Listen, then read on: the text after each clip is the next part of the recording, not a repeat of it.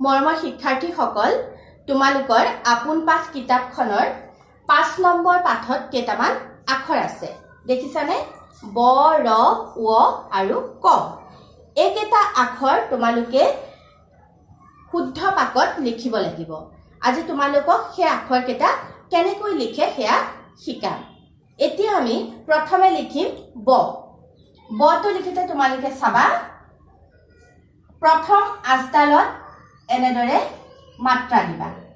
দি প্ৰথম আঁচডালৰ অলপমান তলৰ পৰা এনেদৰে আনি 3 নম্বৰ আঁচত লগাবা। 3 নম্বৰ আঁচৰ পৰা এনেদৰে 5 নম্বৰ আঁচলৈ লৈ যাবা। 5 নম্বৰ আঁচৰ পৰা একেবাৰে ওপৰলৈ 1 নম্বৰ আঁচত এনেদৰে লগাই দিবা। এইটো হৈছে ব। এতিয়া আমি লিখিম ৰ। ৰটো কেনেকৈ লিখে চাবা তোমালোকে। বৰ নিচিনাকৈ প্ৰথম আঁচডালত তোমালোকে এনেদৰে মাত্ৰা দিবা। দি প্ৰথম আঁচডালৰ অলপমান তলৰ পৰা এনেকৈ আনি 3 নম্বৰ আঁচত লগাবা।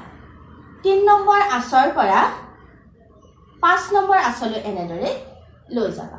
5 নম্বৰ আঁচৰ পৰা একেবাৰে ওপৰত এনেদৰে লগাই দিবা। এতিয়া এই 2 নম্বৰ আঁচৰ এইখিনিৰ পৰা 3 নম্বৰ আঁচৰ এইখিনিলৈ এনেকৈ দি দিবা। এইটো হৈছে ৰ। তোমালোকে ব আৰু ৰ কেনেদৰে লিখিব লাগে সেয়া দেখিছা। তোমালোকৰ বহীত 5ডাল আঁচ আছে, ময়ো বৰ্ডত 5ডাল আঁচ টানি লৈছো। তোমালোকে এটা পৃষ্ঠাত এনেদৰে মাজেদি এডাল দীঘলকৈ আঁচ টানি ল'বা আৰু এফালে ব আৰু এফালে ৰটো লিখিবা। বৰ তলে তলে ব আৰু ৰৰ তলে তলে ৰ লিখিবলৈ ঘৰত অভ্যাস কৰিবা।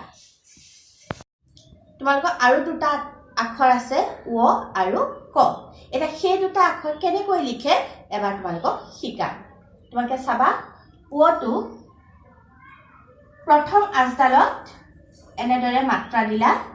দি ব আৰু ৰ লিখাৰ নিচিনাকৈ প্ৰথম আঁচডালৰ অলপমান তলৰ পৰা 3 নম্বৰ আঁচত এনেদৰে লগাই দিবা।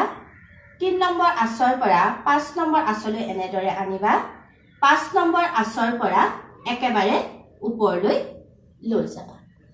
এতিয়া ৱটো লিখোতে এই 4 নম্বৰ আঁচডালৰ পৰা 4 নম্বৰ আঁচডালৰ অলপমান ওপৰৰ পৰা এনেকৈ দি দিবা। 5 নম্বৰ আঁচত লগাব নালাগে। এইটো হৈছে ৱ। এতিয়া কটো কেনেকৈ লিখে চাবা। প্ৰথম আঁচডালত এনেদৰে মাত্ৰা দিলা। দি 1 নম্বৰ আঁচৰ পৰা অলপমান তলত এনেদৰে আনি 3 নম্বৰ আঁচত লগাবা। 3 নম্বৰ আঁচৰ পৰা 5 নম্বৰ আঁচলৈ এনেদৰে লৈ যাবা। 5 নম্বৰ আঁচৰ পৰা একেবাৰে ওপৰলৈ এনেকৈ 1 নম্বৰ আঁচত লগাই দিবা।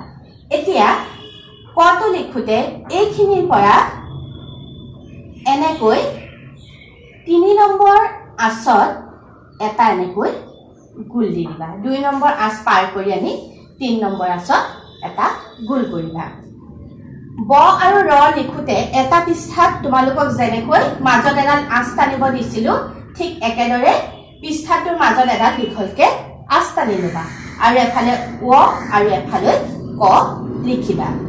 আখৰকেইটা 4টা আখৰে শুদ্ধ পাকত বহীত লিখিবলৈ